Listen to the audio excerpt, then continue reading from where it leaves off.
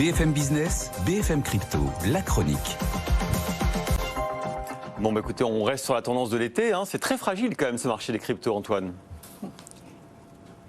Oui, notamment sur le Bitcoin. On n'arrive pas à repartir sur les niveaux qui pourraient nous mettre à l'abri d'un décrochage vers les 24 000, nos derniers plus bas. On reste un peu paralysé par le dernier gros coup de mou d'il y a une quinzaine de jours. L'XRP reste autour des 52 cents, mais on le voit, c'est difficile également. Légère baisse sur la semaine pour le Cardano et le Dogecoin. Le Solana, lui, perd quasiment 4%.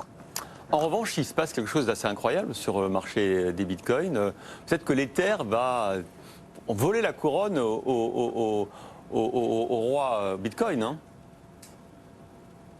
Oui, pas en termes de capitalisation boursière. Le Bitcoin reste numéro 1 à plus de 500 milliards de dollars contre 200 pour l'Ether. Mais en termes de détention, selon les statistiques sur le mois de juillet de Chain Analysis, on a désormais 79 millions de portefeuilles actifs qui détiennent de l'Ether contre 50 pour le Bitcoin. Une détention qui est en plus extrêmement concentrée. Pour vous dire, 50% de la capitalisation de l'Ether est détenue par 131 adresses seulement contre 4500 pour le Bitcoin. Un arbitrage clair et net en faveur de la crypto d'Ethereum, qui récolte les fruits de ces dernières mises à jour, qui ont accru sa liquidité, sa visibilité et son attrait, notamment grâce aux possibilités accrues de faire du staking, cette possibilité de générer du rendement passif grâce à la détention. Alors, pratique très attractive, mais aussi de plus en plus encadrée réglementairement, mais ça a provoqué aussi ce tournant en faveur de l'Ether, qui semble être la crypto à suivre de cette rentrée, alors même que pour le reste des cryptos, l'environnement réglementaire reste quand même à la fois très mouvant et particulièrement imprévisible.